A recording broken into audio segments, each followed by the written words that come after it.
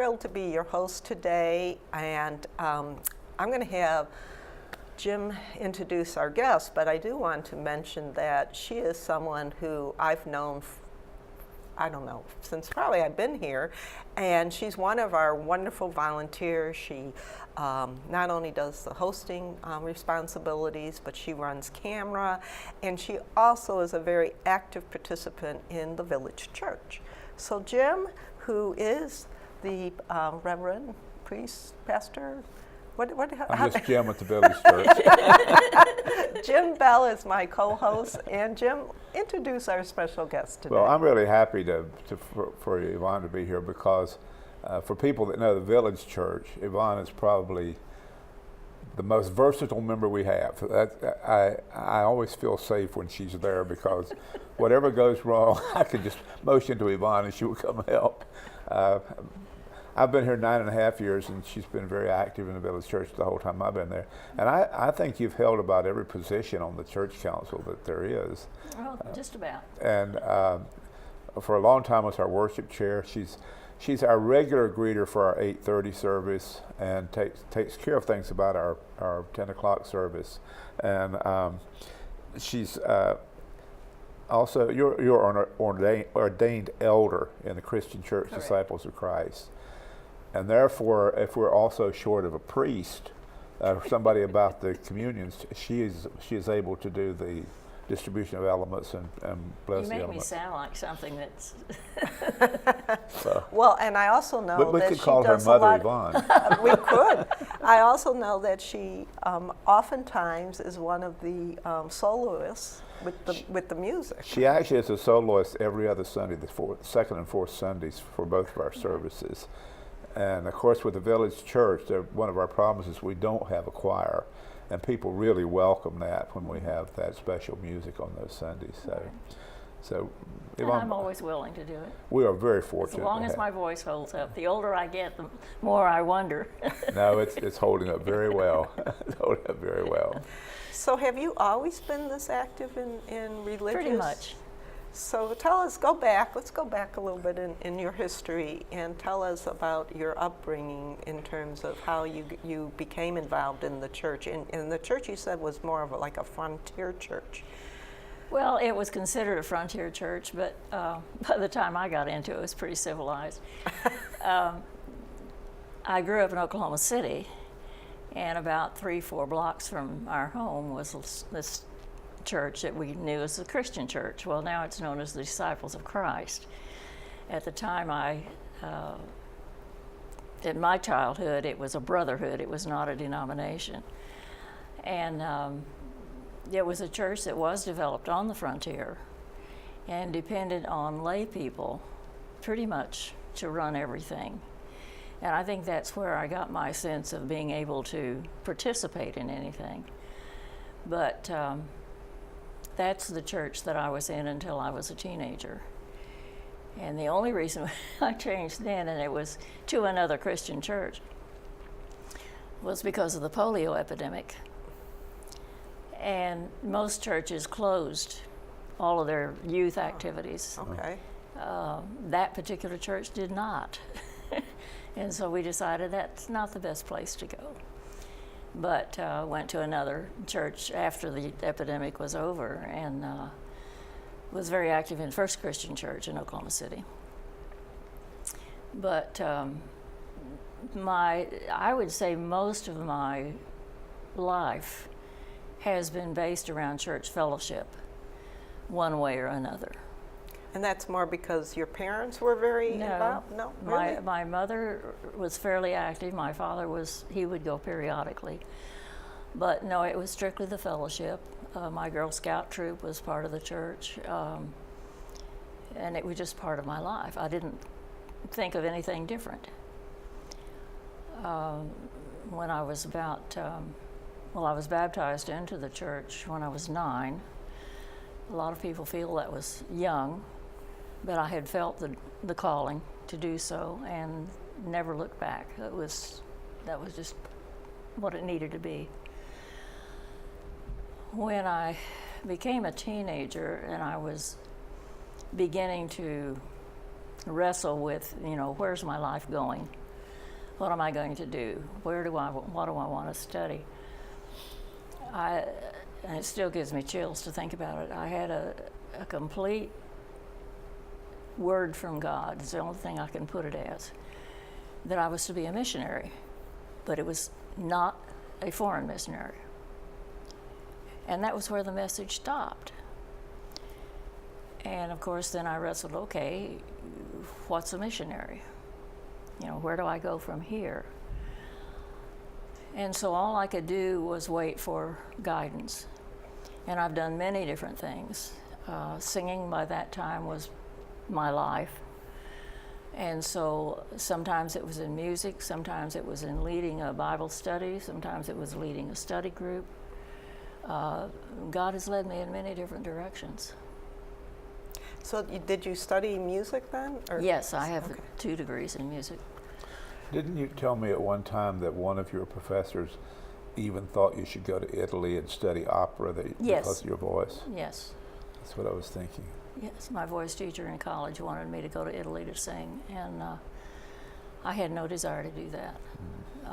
I felt that my calling was to work in the church music, and so that's where my emphasis was. So over the years, have you been choir director in churches, or what? Yes. What's been your music ministry? Choirs and solo work. You know, handbells, you know, this kind of thing. Sure. So, and we should mention that I've completely forgot, you're in charge of the chime choir. The chime choir. That's right. That you started that like within the last 5 years? No, it started in 2005. Has it been that long? Yes. Yeah. Okay. Wow. Yeah. So that actually kind of became the so-called mission part versus, you know, we think of missionaries going off outside of outside organized of church. at least the continental Right. United States, because I know people have gone to and still go to Alaska and Hawaii, maybe not so much Hawaii, but you know, as Right. so-called missions. Right, right. So did that allow you to travel more within the U.S. No, or you just no. you were more concentrated with wherever you I married happened? before I finished college, and the military man, and so of course we moved here and there in Yvonne, but I was still directing choirs or singing in choirs. I started singing in choirs when I was 5 years old, so that's been part of my life too. Now, when you moved here, did you move here from Winchester? Yes. And how did that come about? You ended up in Winchester from Oklahoma. From Oklahoma. Yeah. Well, of course, being a military wife, Yeah. I sort of left Oklahoma behind. Right. But I moved to Winchester on a whim. It was after my husband was killed in Vietnam. And I was living in Fairfax City and got this little flyer in the mail that said, you know, come look at our land. We've got, you know, these parcels of land and up in the mountains and so on. Well, a friend of mine and I went up, and we bought lots side by side up west of Winchester in the mountains. And eventually, when my children had both left home, I decided, why am I sitting here in Fairfax City? I'm going to move to the mountains.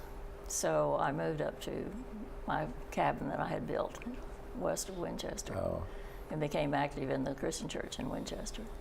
So when you say Christian church, because you're not saying Episcopalian, you're not saying Lutheran. No. So what does that mean to people? Today, it's Disciples of Christ. It was named the Christian church originally trying to bring people together in an ecumenical sense. And they, I think, finally realized the futility of that. There's cooperation, but the Christian church eventually, in the 50s, became a denomination. And I think the way it's written is like Christian church, and then in parentheses, Disciples of Christ. We're also known as the people of the parentheses. Yeah. Yeah. Now, is that more a Southern-based church, or? The original church developed in Indiana, I believe. So Midwest, Yeah, you know, yeah. not so much Eastern, No, Northeastern. No, it's sometimes hard to find one in the East. Right. But you very much fall into the mainline Christians, like with United Methodist, Yes. Church of Christ, American Yes. Baptist, so Yes. forth. It's really a mainline Christian Right, church, right. A little freer in developing worship, right? depending on the congregation. We're strictly congregation run. So it depends a lot on the congregation as to how formal or informal the services are. So each church is independent. You call and fire whatever your own pastors and Yes, yes.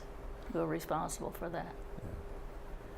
So can you tell us a little bit when you started, so you had this conversation with God about this is what you should do. Mm-hmm. So talk a little bit more about, so you went into music. Did you kind of figure, well, I'll use music to do what I feel? That was my original thought, but there were times, for instance, when my husband was in Korea, the only music outlet I had was singing in the choir and directing a youth choir. And so the pastor there drew me into leading study groups, which was very interesting because we had some studies on Bible teaching, we had studies on group relationships. Anyway, he guided me a lot into going into other phases of leadership. But I have always had some form of leadership. How did the ordination to become an elder come about? And before you talk about that, explain what an elder is for people who would not know that. Well, it depends on the church. In the Christian church, the elders are the spiritual leaders of the church, assisting the pastor. Some of the churches there, I'm not sure the difference in them. Our elders in the Christian church are basically elected by the congregation, having proven themselves as being spiritual leaders. And at the time I became an elder, our church in Winchester was just beginning to open up to women in spiritual leadership in the church. And I was one of the ones selected to be one of those first elders. So they basically came to you versus you going to them? I or volunteered. You volunteered, okay. Yeah. Yeah, elders, though, I think goes back to that biblical. Elders are responsible for the spiritual welfare of the church, and Right. deacons are taking more of the worldly, financial stuff like that. Right, right. And I'm assuming that once you're ordained as an elder, that's an ordination that's a lifelong. Yes, yes. You may not be serving at the time, but you're an elder from then on. So talk a little bit more about that process. So you get nominated, or you say to Right. the council. You're selected by the congregation, and then you begin serving in various capacities. For instance, in Winchester, we had divided the congregation into families, and each elder was responsible for a family, which consisted of however many families needed to be divided between the 12 elders. And then we were responsible for seeing after them. For instance, they didn't show up to church for 2 or 3 Sundays, while we'd check on them. We'd take communion to them. We served the communion, said the prayers for the table. It kind of varied, but it was in spiritual leadership. Served on the board, and most elders headed a committee of some sort. So you're in Winchester, and then you end up here at Green Spring. So talk a little bit about that transition, and then how you continue to serve. That was an interesting transition. I was at the point I needed to move because I was in a house in the wilderness, you might say. It was isolated. And just no handy people out there, handymen. And my children were having to come out and take care of my house as well as take care of theirs. And I said, okay, this is enough of this. So I moved here and realized that the Christian church here was in a location that I really did not want to travel at night to go to the choir practice and the activities and so on. You're in rural roads, basically, with no lights, right? And no shoulders? Well, no, I had that in Winchester. That didn't bother me at all. Oh, okay.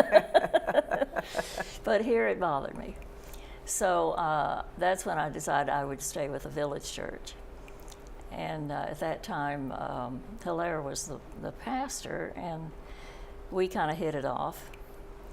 And so I started taking more roles there, became chairman of the council, and assisted in that. And you continue your music. Yes. It's interesting with the village church because we have like 12 denominations in the village church. Some of them come from backgrounds that would not accept Oh, yeah. an ordained elder. So Especially not a woman. and so when Yvonne helps with the communions or whatever, I always put the caveat here: she is an ordained elder in the Disciples of Christ and can serve and bless the communion elements.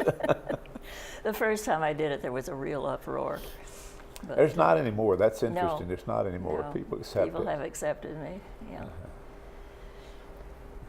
So what would you say, to someone who's struggling with their faith, regardless of what their faith is, in terms of how maybe they but how they could possibly get back on track, or what direction they should go? That's a hard question, because if people have never experienced a closeness with God, it's hard to explain it. But I think if you really just open yourself up and, okay, God, here I am, totally helpless in this situation. What do I do now? And then instead of fighting against different possibilities, you kind of wait, and then you'll take a tentative step. You think, well, maybe this direction. And if that doesn't work, okay, that's not where he wants me to go. I'll take a step over here until you can find that direction. But always keeping in mind that God is guiding your steps, whether you're aware of it or not. I have found myself in that situation a number of times. I think especially when my husband was killed in Vietnam and I had 2 teenagers. It was like, okay, where do I go now? And, eventually I could feel that push in certain directions that gave me the comfort of knowing that he was there with me. Were you angry with God when your husband died? No, he had prepared me. Can you explain Which is that? Yeah. For about a month before he left, I knew he was going, primarily because he wanted to go. He felt, as an Army officer, he needed to do it. And I think I cried for the whole month. That I felt that God had told me he wasn't coming back. And so he had really prepared me for that. And as hard as it was to take, I realized, okay, I'm not alone. So it sounds like you have to be willing to be quiet and, Yes. and listen, and then take a risk, basically. Risk. Exactly. But it's a matter of accepting the fact that you're not alone. It may feel like he's way off someplace and not paying any attention to you. You just have to accept on faith that he is paying attention to you, but you're the one who's, like the little saying goes, if you don't feel God, guess who turned away? Mm-hmm. That it's not God who turns away, but we let the world get in our way, our emotions get in our way. And I don't see religion or Christianity as an emotion. It's a faith that you accept and you listen. And I would think you would listen through music too, or is music? Music is my way of worship. I mean, that's, you know, I could do with a church service of all hymns. Yeah. You lead a Bible study here at EQ, Yes, I do. right? So, Yes. how do you determine what the Bible study is going to be? Are you going through books of the Bible? How are you determining what the study's going to be? What the study's going to be?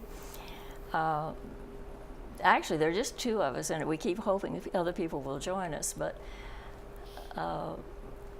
we've gotten where we draw the name of a book out of a hat, basically. And as we read, we use other resources, written resources from other places, who have, of course, done a lot of study in those particular scriptures. And we look at those, and basically this was a technique that I had learned in a course on teaching Bible studies, that you look at, do you understand all the words? You know, do they make sense? What was the situation at the time this was written? Who are they talking to? How does that relate to my experience? And what does it do to me? What is it telling me that I should do or should believe or should feel? And we've had some real eye-opening experiences with that. I would think the biggest,